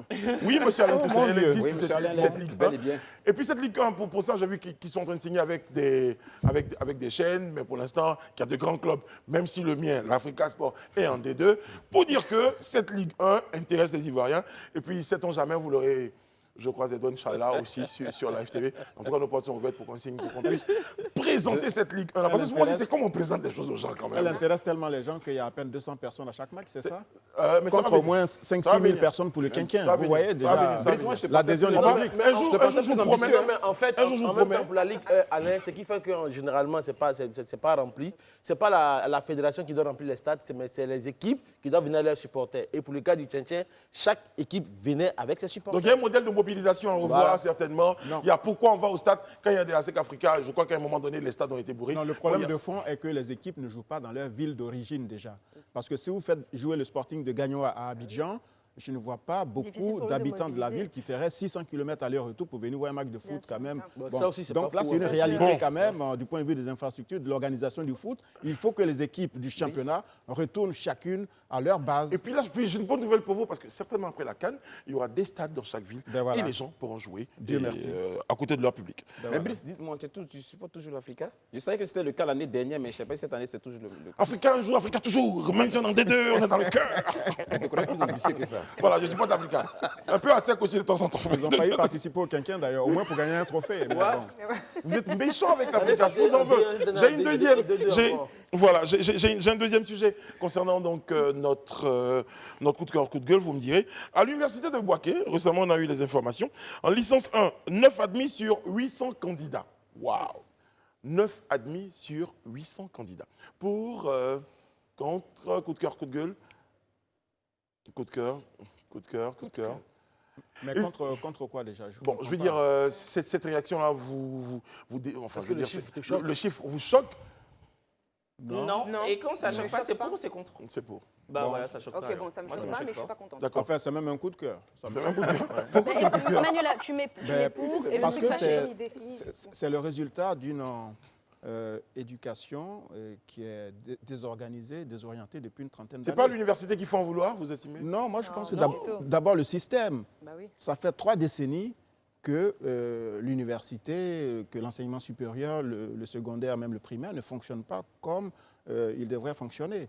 Et donc, je pense qu'on a eu les états généraux de l'éducation nationale. J'espère aussi que le supérieur, très rapidement, va emboîter le pas pour que nous trouvions le bon remède, le bon système qui permette à nos enfants de recevoir la bonne éducation. Malheureusement, je sais qu'on aura l'occasion de revenir sur ce sujet-là, certainement en polémique ou en grande actu. On aura des acteurs de l'éducation nationale. On leur envoie des invitations, donc on espère que ces invitations-là trouveront près d'eux écho favorable et qu'ils pourront donc répondre à cette invitation sur notre plateau. Je sais que vous avez beaucoup de choses à dire sur la question, mais bon, licence 1, 9 admis sur 800 candidats. Il faut avoir du courage quand même. C'est normal. Bon. Sur ce, on va évoluer sur la polémique. Vous voulez bien, messieurs? Ouais. On va évoluer sur la polémique. Sans transition, concernant la polémique, aujourd'hui, cette polémique, on parle d'éducation nationale, autour des conditions de redoublement et de renvoi. Bon, on l'a appris, Rihanna nous le disait tout à l'heure, moyenne annuelle inférieure à 8,5, vous êtes renvoyé, exclu. Moyenne annuelle de 9,40 conduit au redoublement. On en parle en pour et en contre. Aujourd'hui, nos protagonistes... Est-ce que j'ai ma petite musique de suspense, là, s'il vous plaît? La petite musique de suspense pour désigner les protagonistes de notre polémique du soir. Il n'y a pas de musique? C'est la musique arrive. On peut faire la musique nous-mêmes. Même la musique a le suspense qui est étonné. Bon. Ah ouais. C'est pas mis les ça fait peur. Top. Merci beaucoup. Alors, les protagonistes pour ce face-à-face polémique sont Kevin Aubin et Daouda Coulibaly. Et voilà qu'on se retrouve. Pour le principe, vous avez 2 minutes et 30 secondes. 2 minutes et 30 secondes chacun pour défendre votre thèse, votre position. On va commencer par Daouda. Daouda, vous êtes pour ou contre cette mesure 8,50 exclu, 9,40 Je suis pour. Vous êtes pour?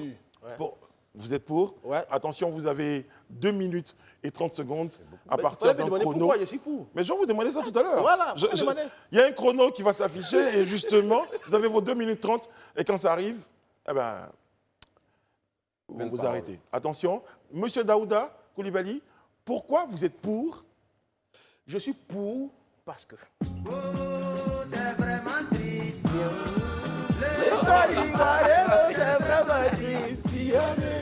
Apparemment, il y a longtemps que c'est triste. C'est un ancien tube, ça. C'est ce que je disais tout à l'heure. Ce qui est bien, c'est que la chanson prend autant de paroles. Donc oui, c'est pas bien grave, parce que je vais être bref. Voilà.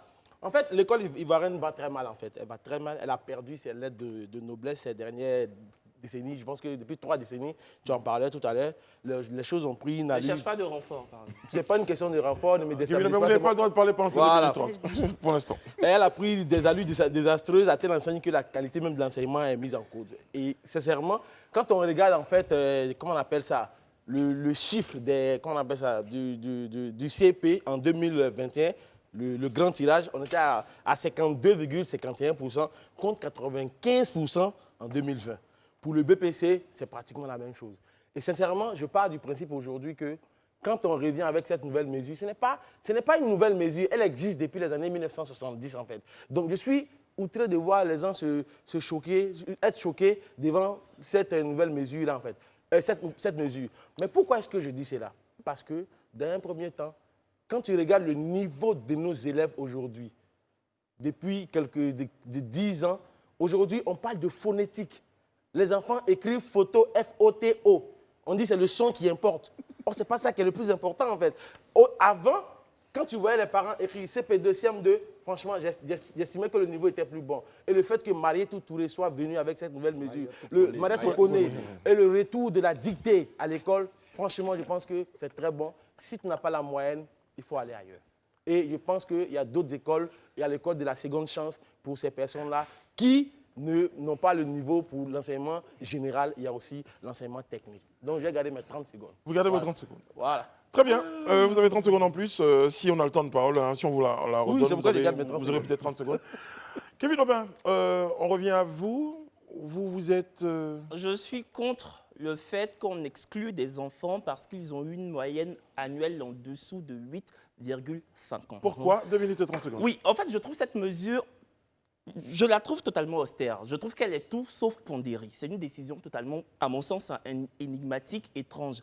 En fait, c'est totalement balayé du revers de la main la notion de seconde chance. Voilà. Un collégien ou un lycéen peut finir son année avec une moyenne annuelle totalement catastrophique, puis prendre conscience l'année d'après, s'armer d'abnégation, de courage, puis bloquer tous les compteurs l'année d'après. En Côte d'Ivoire, le gouvernement, tu parlais de seconde chance, le gouvernement, à travers le ministère de l'Enseignement supérieur et de la formation technique... L'enseignement technique et la formation professionnelle. D'accord, voilà. Merci. Bon, vous avez compris. Ce gouvernement-là scande, brandit la notion d'école de seconde chance. On parle de seconde chance à l'enseignement supérieur ou l'enseignement professionnel, qu'importe. Mais au lycée, par contre, la seconde chance est totalement niée, elle est même galvaudée. Je ne comprends pas. Pour moi, c'est totalement antinomique. Il ne s'agit pas de brandir la nullité ou la paresse. Je ne dis pas qu'être nul, c'est bien. Mais il faut tirer les élèves vers le haut. Quid des parents qui n'ont pas les ressources financières nécessaires pour inscrire leurs enfants dans les écoles privées? Dites-moi. Pause. Je dois continuer. Pour qu'il me réponde. Bon, bref, parce qu'en fait, envoyer son enfant dans le système scolaire privé, je veux dire, ça coûte de l'argent. Aujourd'hui, tout le monde parle de vie chère. Les Ivoiriens se plaignent que la vie est chère. Donc, comment veux-tu qu'un parent, en fait, qui affirme à corps et à cri qu'il n'a pas le financement nécessaire pour se nourrir, pour payer son loyer, pour payer ses factures, puisse débourser 200 000 francs par an pour mettre son enfant à l'école? Qui plus est, qui plus est qu'il ait peut-être 2, 3, 4 enfants. Voilà. En fait, si tu veux, la mesure que tu défends, que tu prétends défendre... je ne prétends pas, je la défends en fait. Cette mesure-là veut prôner l'excellence. Tu vois, non. Mais l'excellence n'est pas synonyme de condamnation sociale. Merci. On est d'accord. Que deviendront ces enfants? Aujourd'hui, 52% de la population ivoirienne est totalement analphabète. En fait, ta ministre et toi, vous voulez monter à 80%, c'est ça? Voilà la question. Voilà ce qu'on va faire. Tout à l'heure. Merci. S'il vous plaît, on revient sur le plateau tout à l'heure. Nous avons le temps d'inviter nos téléspectateurs à rejoindre le JT de Live TV. Et juste après, il y aura des commentaires sur ce face-à-face de notre polémique. Tout de suite, c'est le JT. Nous sommes de retour sur le plateau du Grand Talk et comme tous les soirs, notez le rendez-vous, 18h30, 20h30. Nous sommes chez vous à la maison pour aborder les questions que vous vous posez sans filtre, avec beaucoup de courtoisie, de la sympathie, de la pertinence et du fun. Eh bien, sur ce plateau, j'ai monsieur Kevin Aubin, s'il vous plaît. Merci beaucoup. J'ai Manuela Bokosi, je suis le seul applaudi sur le plateau. Là, je te fais comme un fou. Je suis le seul à t'applaudir. Qu'est-ce que ça veut dire? Depuis, on applaudit. Franchement, monsieur Alain Toussaint. L'aristocrate. Ryan Assi que je gardais juste à côté de moi pour une raison que je garde dans mon cœur, parce que c'est le vainqueur du challenge tout à l'heure, donc je te garde à côté de moi, ma chérie. Et puis, de l'autre côté, il y a Élisée Bologo. Pourquoi vous me faites ce regard là? Pas le vainqueur de quel challenge? Je me posais la question. Mais il a trouvé Togo tout à l'heure. C'est moi qui ai trouvé Togo. Mais la C'est ça, il a commencé à se Moi, j'ai trouvé le Très bien, il n'y a deuxième. pas de problème. Voilà, il faut déjà partager la cagnotte. Reste là. On va partager la cagnotte. Il va se mettre là après, Kevin Aubin. Ceci dit, juste avant de partir au JT, il y avait notre face-à-face polémique. C'était chaud quand même. Sur les réseaux sociaux, vous êtes très nombreux à réagir. Alain Toussaint, Manuela, Élisée Bologo, Ryan Assi. Alors, vous devez voter pour ou contre la team Kevin ou... On peut mettre les deux? Ouais. Pour, c'est ça? Moi, je suis Alain, team Kevin tout de Quelqu'un suite. peut arracher, quelqu'un peut arracher. Le pour c'est pour qui? Voilà. Le pour c'est pour qui? C'est clair. Donc Le tout le pour, monde... c'est pour C'est moi, pour le pour, Kevin. c'est pour Daouda. Voilà. D'accord. Vous épousez l'argumentaire de Kevin Aubin. C'est ça.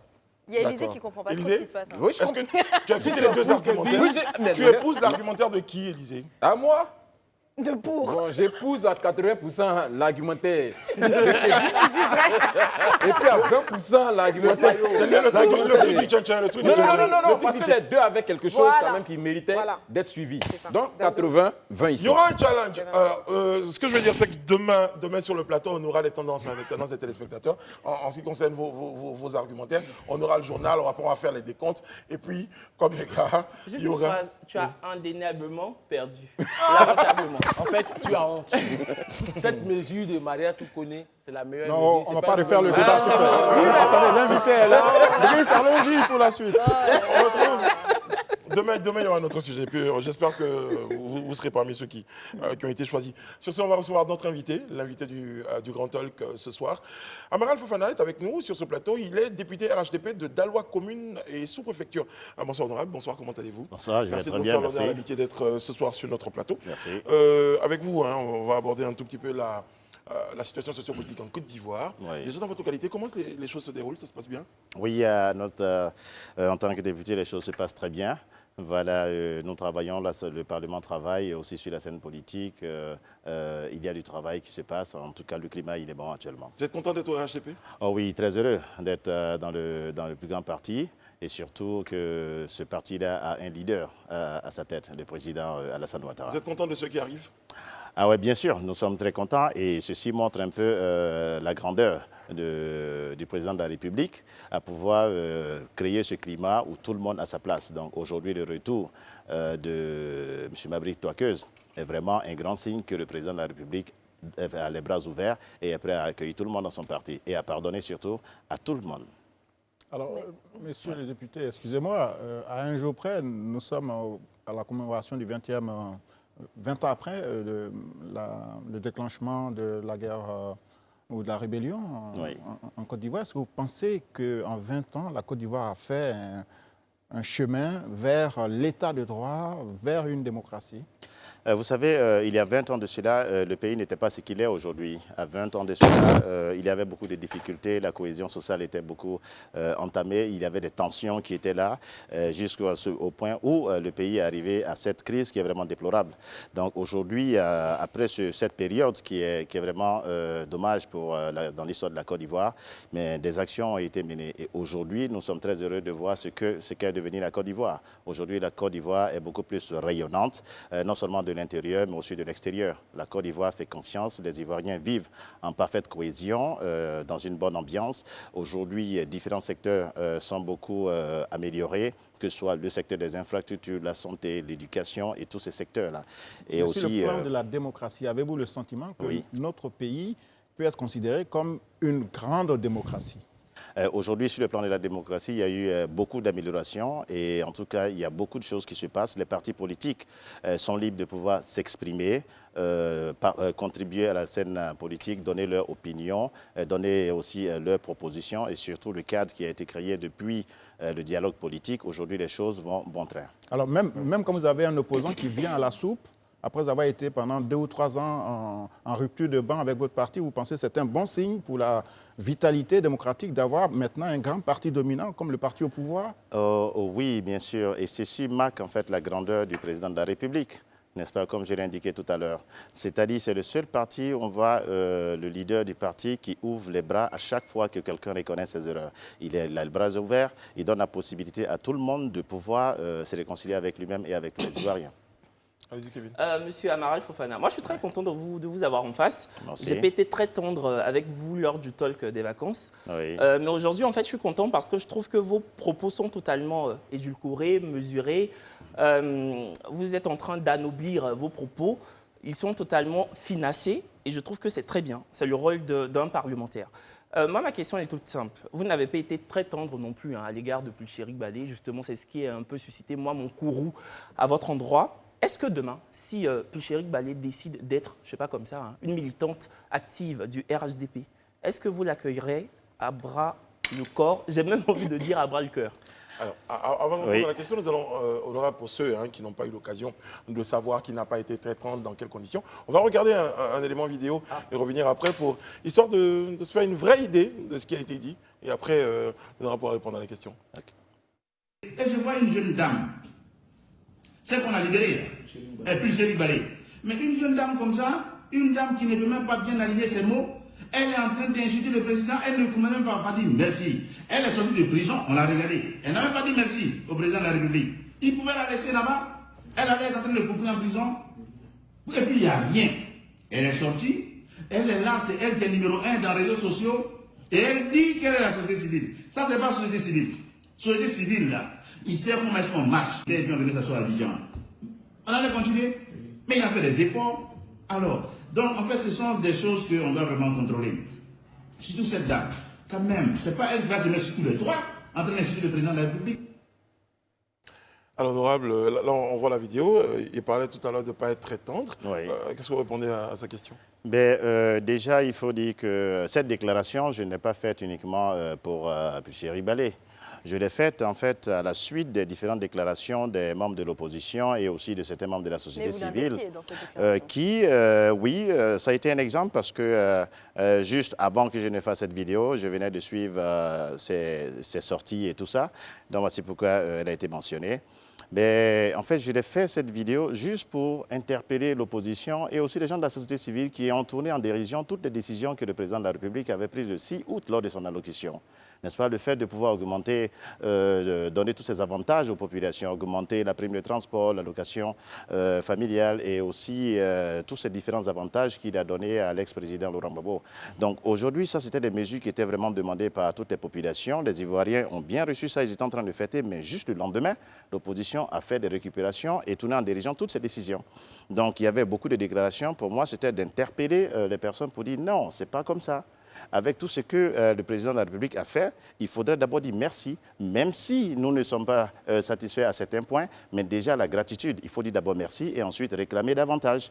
Donc ça, c'était le message. Et en même temps, mon deuxième propos, c'était aussi d'appeler tous ces acteurs qui essayaient de manifester et soulever les populations pour le différend que nous avons avec le Mali, c'était de les appeler à un esprit de calme et de responsabilité. Parce que nous sommes en Côte d'Ivoire, il y a eu des dérapages par rapport aux réseaux sociaux et aux messages qui ont été lancés. Et pour nous, c'était de dire aux uns aux autres de se calmer. C'est une affaire qui doit se résoudre de façon diplomatique. Est-ce que vous seriez prêt à l'accueillir, bras ouverts, au RHDP? C'était ça ma question. Oui, au RHDP, écoutez, le président de la République, quand je vois un peu sa grandeur, mais déjà, elle n'est pas militante de parti politique, elle, c'est la société civile. Non, mais il donnait la possibilité. Si je peux peaufiner ma question, disons dans un monde parallèle, voilà, si elle décide comme ça d'intégrer de façon très exclusive le RHDP, est-ce que vous et le parti, vous seriez prêt à l'accueillir? C'est ça la question. Moi, à mon niveau, il n'y a pas de problème. Je suis des partis, c'est de pouvoir accueillir les gens. Mais maintenant, ça, c'est la décision des instances supérieures. Monsieur Fofana, moi, je vais sortir de la fiction et puis je vais dans la réalité. Oui. Là, vous avez dit quelque chose tout à l'heure. On a vu dans la vidéo, vous avez évoqué le fait que on devait dire merci au président de la République. Oui. Elle est sortie, elle doit dire merci au président de la République, alors qu'on est dans un pays où on est censé assister à la séparation des pouvoirs. Est-ce que vous voulez nous dire implicitement que le fait qu'elle ait été libérée est le fait du président, donc ça veut dire qu'il se substitue à la justice en prenant une telle décision? Oh non. Mais en fait, quand il y a des négociations, et on demande à ce que pour un apaisement du climat social, il y a certaines mesures qui doivent être prises, le président aussi peut pouvoir prendre ces décisions pour dire, écoutez, voici comment est-ce que nous pouvons permettre à des personnes de recouvrir la liberté. Il y a des grâces qui sont attribuées. Ça, c'est du ressort du président de la République. Donc, quand on bénéficie d'une action comme ça du président, il faut dire merci. C'est pas dans le contexte d'une grâce. C'est pas dans le contexte d'une grâce. Donc, ça veut dire, est-ce que le président s'est substitué à la justice? C'est ce que vous voulez nous dire? Oh non, ou bien il a l'habitude de le faire? C'est ce qu'on veut savoir. Oh non, ça, c'est pas le cas. Mais déjà, une fois qu'on recouvre la liberté, quelles que soient les conditions, d'abord, il faut dire merci. Il faut dire merci pour tous ceux qui ont milité pour permettre de pouvoir recouvrir la liberté, que ce soit les autorités judiciaires ou bien que ce soit quelqu'un qui est intervenu. D'abord, il faut dire merci. Il y a cette reconnaissance-là. Et mon propos, ce n'est pas juste parce qu'elle était sortie qu'on l'avait libérée. Non, c'était le simple fait que des personnes, par rapport à toutes les actions qui ont été prises, devaient être reconnaissants. Moi, je vais revenir sur le merci de tout à l'heure. En fait, oui. Tout à l'heure, quand vous disiez le merci, le fait que le président revalorise le salaire des fonctionnaires, mais est-ce que quelque part, ce n'est pas son rôle?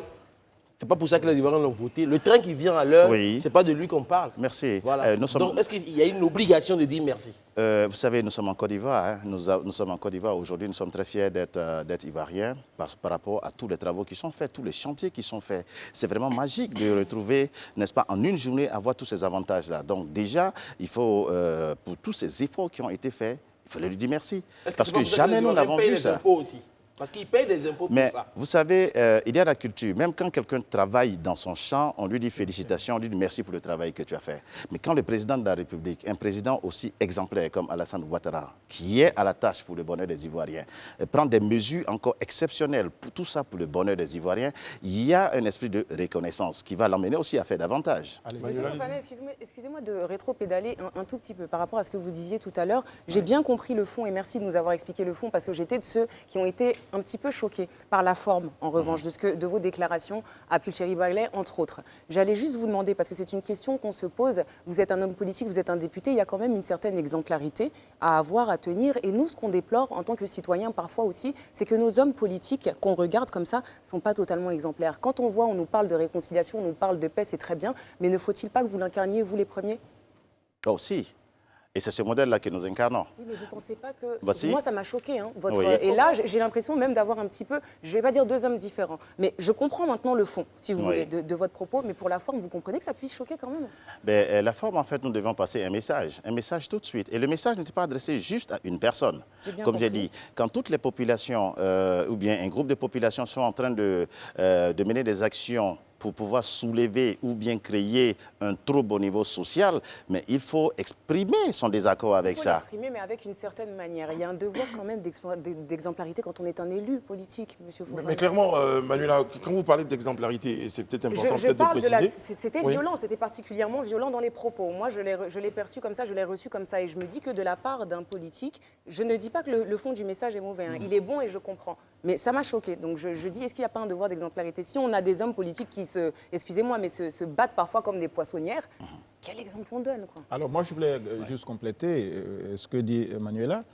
Est-ce que c'est le rôle d'un député de se comporter comme un auxiliaire de police ou un supplétif de la justice? Parce que là, vous appelez clairement à sa neutralisation, à son arrestation. Et je voulais vous demander, est-ce que vous vous sentez mieux depuis qu'elle a été réincarcérée? Est-ce que vous êtes fier de ce qui se passe aujourd'hui en Côte d'Ivoire, où la liberté d'expression d'une militante de droit voilà, est brimée et que le pouvoir, pour une fois quand même, est sous le feu des projecteurs des organisations des droits de l'homme? Est-ce que vous pensez que le député, qui est le représentant du peuple, est fier de voir une citoyenne qui le représente être incarcérée? Alors, dans un premier temps, comme je dis, déjà en tant que député, en tant que représentant du peuple, n'est-ce pas, c'est de mon droit de pouvoir exprimer mon opinion pour dire il y a quelque chose qui ne va pas, il faut amener différentes personnalités à faire bas la terre. Comme j'ai dit, j'ai intervenu sur deux points, n'est-ce pas? Déjà, permettre aux personnes de ne pas mener certaines actions à soulever le peuple de Côte d'Ivoire contre un autre peuple par rapport à la situation, le différend qui est entre la Côte d'Ivoire et le Mali. Et bien sûr, aussi appeler à la reconnaissance du chef de l'État après la déclaration du 6 août. Mais au nom de quoi devrait-on appeler à la reconnaissance du Maintenant, chaque personne, excusez-moi, mais qui profite d'une mesure de grâce ou autre, parce que c'est la justice qui fonctionne ici, est libre de dire merci ou pas. On a vu, excusez-moi, je termine, l'ex-première dame Simone Gbagbo remercier publiquement le président Ouattara lorsqu'elle a été, je pense, amnistiée en 2018. Oui. En revanche, d'autres opposants, d'autres acteurs ont estimé qu'ils n'avaient pas à exprimer une quelconque reconnaissance à l'égard du président. Donc, c'est la liberté. Vous êtes député, vous devez protéger cette liberté qui est garantie par la Constitution. Bien sûr. Ben voilà. Tout le monde est libre, mais tout le monde ne peut pas dire ce qu'il veut et n'importe comment. Donc, voici pourquoi est-ce que nous avons appelé pour dire, et c'est dommage ce qui lui est arrivé, mais ce qui lui est arrivé n'a rien à voir avec ma déclaration, non. Ma déclaration, c'était de dire, la terre. Maintenant, ce pourquoi elle a été arrêtée, le procureur de la République a rendu les différents chefs d'investigation, il a rendu ça public. Ça, c'est pour des faits, ça n'a rien à voir avec des déclarations. Plein de personnes ont fait des déclarations, mais ce n'est pas pour ça qu'elle a été arrêtée, non. Une petite question, j'aimerais revenir quand même sur toutes ces nouvelles recrues au RHDP. Vous parlez de la grandeur du président Alassane Ouattara et tout ce qu'on peut entendre. Mais finalement, est-ce qu'on n'est pas en train de fragiliser le parti On peut pardonner, mais ça ne veut pas dire qu'on repart avec les mêmes. Est-ce qu'on n'est pas en train de fragiliser le parti en se mettant avec des personnes qui peut-être n'ont pas réellement la vraie conviction? Des personnes qui, l'année dernière ou l'année d'avant, crachaient encore sur le RHDP, disaient qu'ils allaient partir seuls, en indépendant, etc., etc. Est-ce que finalement on ne part pas avec des gens qui manquent de conviction et puis on est là juste parce qu'on veut avoir un poids politique, on veut juste montrer que bon, on pardonne à tout le monde, etc. Est-ce que pardonner veut dire qu'on intègre tout le monde dans le train? Est-ce que le tabouret permet tout? Pardonner, c'est déjà une qualité. Ça montre l'ouverture du président de la République à pouvoir accepter des personnes. N'est-ce pas? C'est un modèle et c'est pratiquement le seul parti. Et le fait même qu'il ait pardonné et accepté toutes les personnes qui ont été peut-être à un moment donné en désaccord avec lui, ceci encore donne un signal aussi à d'autres personnes qui n'ont pas encore emprunté ce chemin-là pour dire qu'il y a des possibilités. Ça ne fragilise pas le parti? Non, ça ne fragilise pas. Le RHDP est très solide. Les militants sont à la tâche. Le parti, ça a été restructuré. Tout le monde est sur le terrain en train de travailler. Vous avez un point? De ce que dit Rayana, j'allais dire parti. Vous avez parlé de grands partis, pour reprendre vos mots tout à l'heure, de parti au pouvoir. Mais parti au pouvoir et grand parti ne veut pas forcément dire bon parti et parti fort. Est-ce que quelque part aussi, ce fait de rallier tout le monde n'est pas aussi quelque part un signe que ce parti finalement ne se suffit pas à lui-même, disons ça comme ça? Déjà, pour l'instant, le fait de pouvoir ouvrir et créer un grand parti, ça permet actuellement de stabiliser la Côte d'Ivoire et de conduire la Côte d'Ivoire au bon port. Très bien. Alors, on est parti vers le parti unique, en fait. Exactement, c'est ça. C'est-à-dire qu'aujourd'hui, le président Alassane Ouattara veut construire le parti unique, qu'il faut y espérer en son temps que les gens s'est battus en Côte d'Ivoire pour avoir le multipartisme, mais aujourd'hui, lui, il est là, il veut récupérer tout le monde, parti unique, pour stabiliser la Côte d'Ivoire. Mais dites-moi, doit faire partie intégrante du RHDP. Il n'y a plus d'opposition, on est bien d'accord? Ça veut dire que le président, ils sont satisfaits de la politique du président de la République. D'accord, j'ai bien compris. Alors non, ceci n'entend pas le jeu démocratique. Si tout le monde, la majorité des Ivoiriens sont satisfaits, il vaut mieux venir là, n'est-ce pas? Là où on est sûr que le travail serait bien fait. Sans opposition réelle, est-ce que ce jeu démocratique? Vous ne parlez pas tous ensemble? Oui, mais je pense qu'on ne devrait pas se mettre de voile sur les yeux, honnêtement.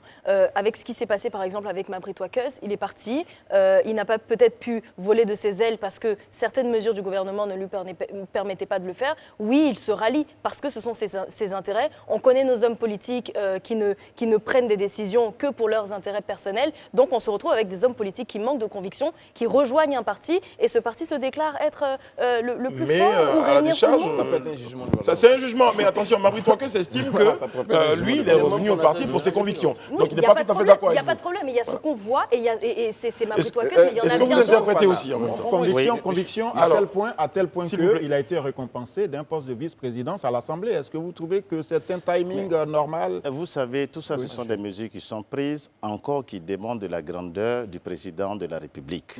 Mais qu'est-ce qu'il a à voir avec le Parlement? Parce qu'il y a une séparation des pouvoirs, M. Amaral. Il a rejoint le parti. Il est engagé pour pouvoir accompagner le travail du président. Ce n'est pas une récompense. C'est-à-dire, même lors de sa rencontre, le président lui a dit, écoutez, la place que tu as laissée est toujours là au sein du parti. Ça montre encore la grandeur du président de la République.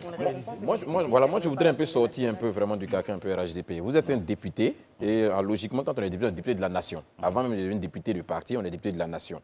Aujourd'hui, est-ce que vous pensez intimement, ça c'est vraiment une question personnelle à vous, vous pensez que vous, en tant que député, jouez votre rôle, qui est le rôle, qui est le contrôle de l'action gouvernementale. Parce qu'on entend souvent les députés parler, chaque fois qu'ils prennent la parole, c'est dans un carcan purement politique, mais les questions majeures qui touchent la vie du citoyen, la plupart du temps, on sent les députés quasiment muets là-dessus. Est-ce que vous pouvez nous dire honnêtement, c'est-à-dire vous êtes assis là, que vous jouez votre rôle comme il se doit? C'est ce que je fais chaque jour. Chaque jour à l'Assemblée nationale, nous analysons les lois, n'est-ce pas? Nous travaillons, nous faisons des propositions, nous recevons les ministres qui viennent expliquer leur programme, n'est-ce pas? Venir défendre leur projet de loi, nous argumentons, nous débattons de ces lois et nous les améliorons s'il y a lieu de les améliorer. Et comme ça, nous les votons. Ces lois passent au vote et on les vote. Sur le travail des députés, excusez-moi, mais par exemple, sur le Mali, est-ce que vous avez été consulté par le gouvernement? Parce qu'on a vu qu'il y a une situation de crise entre les deux pays. Oui.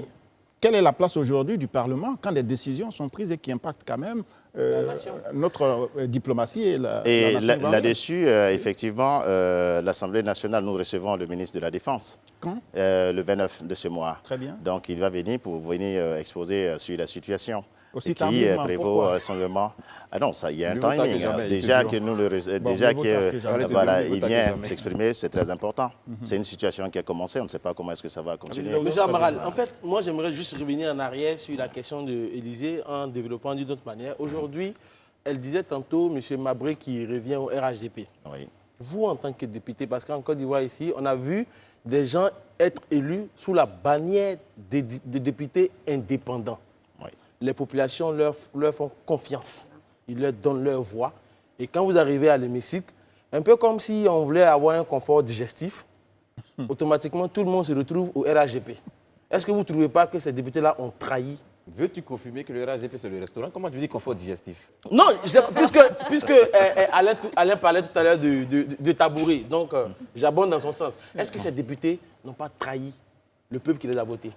Non, quelqu'un peut se présenter en tant qu'indépendant, n'est-ce pas? Peut-être qu'il a une volonté de se présenter en tant que candidat du RHDP, mais étant donné qu'il n'est pas peut-être à la base, il n'a pas pu se faire accepter ou bien faire le lobby nécessaire pour être choisi par le parti, parce qu'il y avait déjà quelqu'un qui représentait le choix du parti, ben, il peut se présenter en indépendant. Et puis s'il gagne, donc il revient dans sa maison politique. Donc, ça, c'est tout à fait normal. Il peut aller mentir au peuple de sa région pour dire non, votez pour moi, je vais bien faire ceci, je vais bien faire cela. Mais quand il arrive, automatiquement, parce que ce peuple qui le vote, parce qu'il a des convictions, parce qu'il a des valeurs, dès qu'il vient, il vient d'un parti politique. Donc du coup, il passe à la trappe tous les aspirations mais déjà, du peuple. mentir au peuple, non, là, c'est vous qui le dites. Hein. Oui, mais je le dis et je l'assume en fait. Voilà. Je l'assume.